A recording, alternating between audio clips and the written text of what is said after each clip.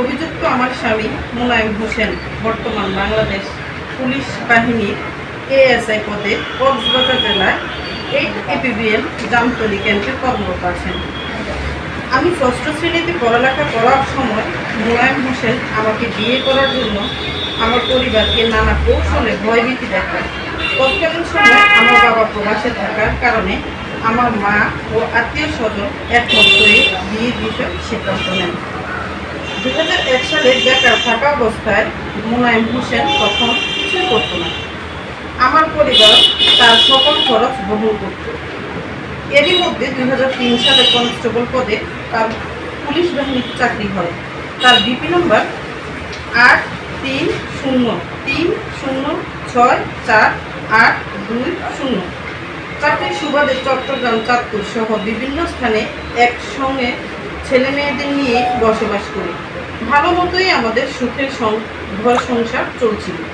2009 সালের পর একাধিকবার অন্য নারীদের সাথে কথা বলার বিষয় নিয়ে টুকটাক তার সাথে মনোমালিন্য হতো। সর্বশেষ 2021 সাল থেকে ব্যাপকভাবে পরকীয়া আসক্ত হতে শুরু করে আমার স্বামী মোলায়েম হোসেন।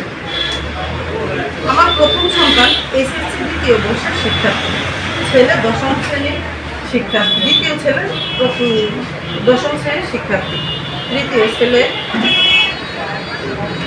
ক্লাস 2 পড়ে, আর ছোট মেয়ে 2 বছর 6 মাস।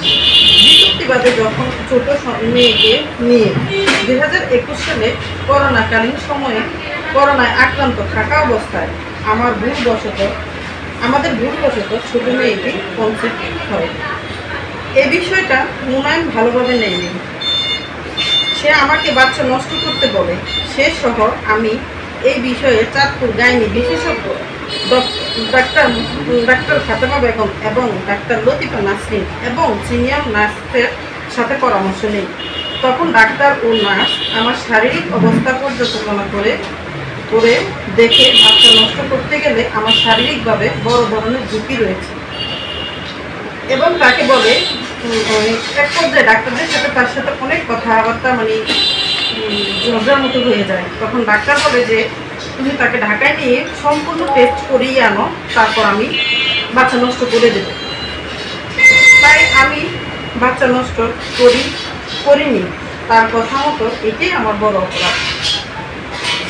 আর বক্তব্য হচ্ছে, যেটা আমি চাইনি বিয়েতে আসুক, সেটা কোনোভাবে কেন আসলো? প্রকৃতপক্ষে ঘটনা হচ্ছে, পরকীয়া আসক্ত লক্ষ্মীপুর জেলার দৈনিক এক বিধবা মহিলার সাথে তার অবৈধ সম্পর্ক দীর্ঘদিন ধরে চলেছে। ওই মহিলার সাথে সম্পর্কের পর থেকে সে নানান অজুহাত দেখিয়ে আমাকে মানসিকভাবে চরম টর্চারিং করত এবং এক পর্যায়ে তার অনৈতিক কর্মকাণ্ড, নানা মানসিক নির্যাতন সহ সহ্য করতে না পেরে চাঁদপুর ভাড়া বাসা থেকে সন্তান নিয়ে বাড়িতে চলে আসে। 2021 সাল থেকে আমার ভরণ পোষণ, হাসপাতালের খরচ, বাচ্চাদের লেখাপড়া, প্রতিপোষণ কোনো কিছুই দিচ্ছে না। আমরা 3 বোন, আমার কোনো ভাই নেই। বাবা বৃদ্ধ, বাবা মায়ের সঙ্গে ছেলে মেয়েদের নিয়ে অনেক কষ্টে দিন যাপন করছি। ছেলে মেয়েদের সঙ্গে একটি বারের জন্য লম্পট মোলায়েম হোসেন কথা বলে না, এমনকি তাদের পড়াশোনা টোটালি বন্ধ করে দেয়। মানুষের থেকে ধার নিতে নিতে এখন আমি প্রায় 10,80,000 টাকা ঋণ হয়ে গেছি। তার ধার নিতে পারছি না। যতটুকু নিয়েছি তাও শোধ করতে পারছি না। আমার 4 সন্তান ঈদ সহ বিভিন্ন উৎসবে বাবার আদর থেকে বঞ্চিত হয়ে কান্নাকাটি করে। আমি তাদেরকে কি দিয়ে সান্ত্বনা দেব? মোলায়েম শুরু থেকে এ পর্যন্ত আমার পরিবারের কাছ থেকে প্রমোশন সহ চাঁদপুরের জায়গা কিনা সহ প্রায় 20 লক্ষ টাকা হাতিয়ে নিয়েছে। আমি এই 4টি সন্তান নিয়ে এখন কি করবো? নানান দিশেহারা হয়ে আছি। জীবিত থেকে মরার মতো অবস্থা আমার আর আমার সন্তানদের, তাদের ভরণ পোষণ ইত্যাদি কোনো কিছুই তার বাবা দিচ্ছে না। এমনকি একবার জন্য কোনো খোঁজ খবর নেয় না। আমি তার সন্তান নিয়ে পথে বসা ছাড়া আর কোনো উপায় খুঁজে পাচ্ছি না। প্রিয় সাংবাদিক ভাইয়েরা, মোলায়েমের পরকীয়া ও নানা নির্যাতন বিষয়ে আমি পুলিশের কয়েকটি দপ্তরে অভিযোগ করে কোনো সমাধান না পেয়ে কুমিল্লা বিজ্ঞ আমলি আদালতে মুনায়েম হোসেনের বিরুদ্ধে মামলা দায়ের করি। মামলা নং CR-101/2023। ওই মামলায় বিজ্ঞ আদালত মুনায়েমকে আমার সাথে সুসম্পর্ক তৈরি, তার সাথে রাখার জন্য এবং বাচ্চাদের যাবতীয় ভরণ পোষণের বিষয় সঠিকভাবে দায়িত্ব নেবে মর্মে আপোস করতে তাকে জামিন দেয়। আমাকে এবং আমার সন্তানদের নিয়ে কক্সবাজার একটি ভাড়া বাসায় নিয়ে যায়। ভাড়া বাসায় থাকা অবস্থায় তাকে বাসায় আসতে বললে নানা ধরনের অজুহাত দেখানো শুরু করে, বলে মামলা উঠাও, সাসপেনশন অবস্থায় বাসা যাওয়া যায় না, এগুলো বিভিন্ন ধরনের কথা বলে 3 মাস বাসা ভাড়া রাখার পর আমাকে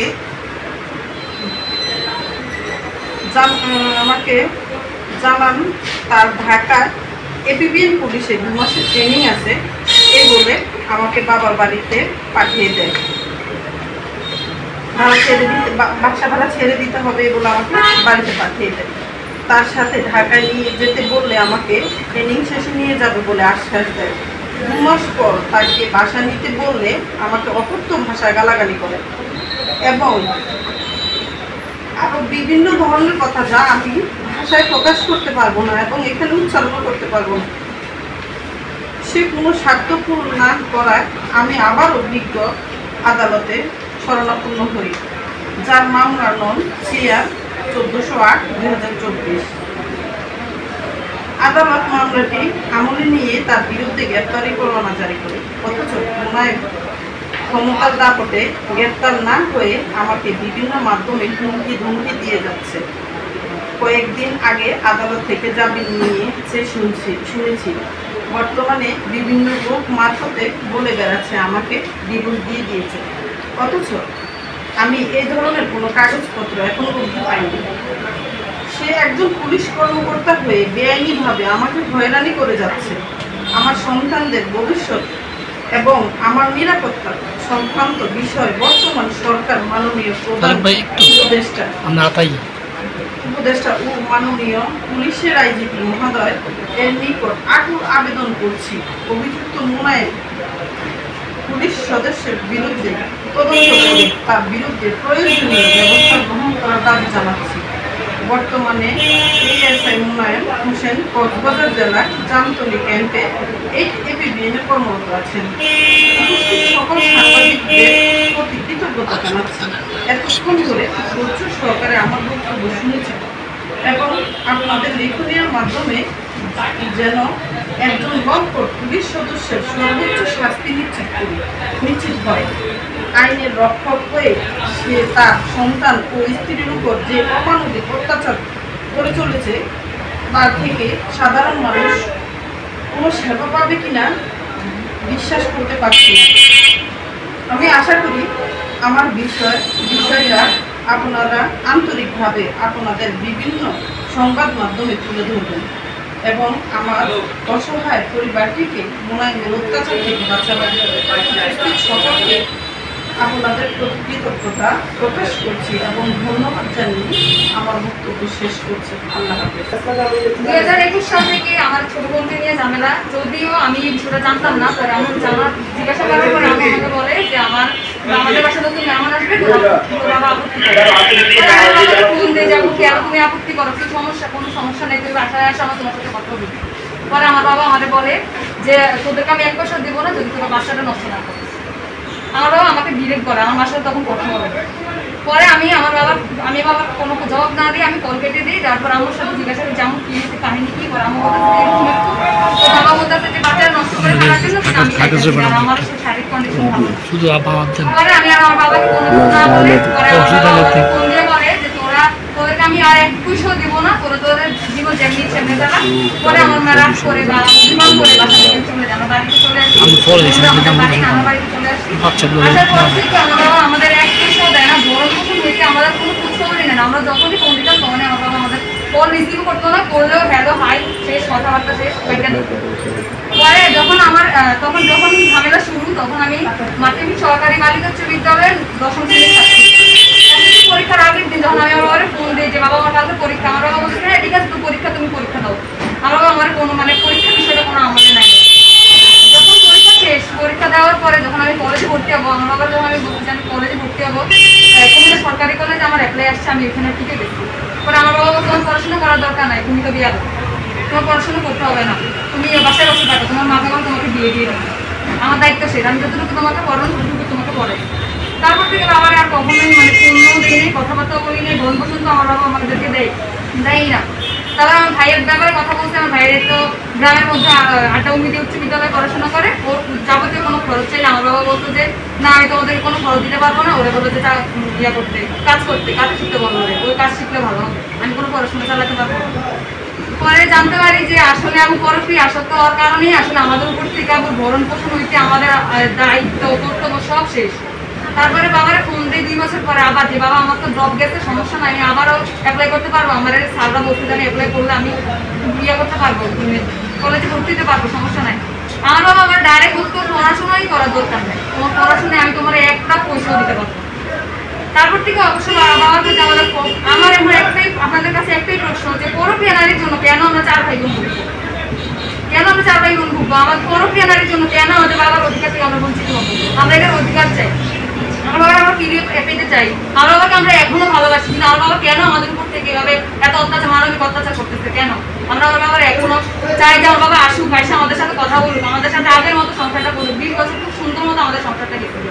আমি চাই যে আমার বাবা আসুক, এসে 20 বছরের মতো না হোক, যেমনি হোক আমরা 5 জন, আমার মার সহ আমরা 5 জন আমাদের সংসারটা আবার সুন্দর মতো আপনাদের কাছে আমি এতটুকুই আবেদন জানাচ্ছি।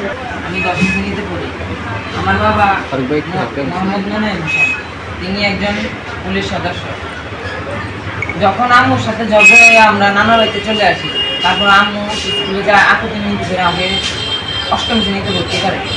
আব্বুকে স্কুলে মানে যাবতীয় খরচের জন্য আমি বলি, আব্বু বলে আমাকে নাকি 1 টাকাও দিবে না, আমি কাজ শিখতাম, আমার পিছনে টাকা খরচ করে লাভ হবে না। আমি বলছি যে আমি পড়ালেখা করতে চাই, আব্বু বলছে আমাকে আর পড়ালেখা করাবে না। আমার এই 4 বছরে যা বুঝে গেছে তা মানে অল্প মিনিটে বইলে বোঝানো যাবে না। পরকীয়া নামক বিষ যেন কারো ধরে না আসে, তার জন্য আমি সবার সাথে ইয়ে করতেছি।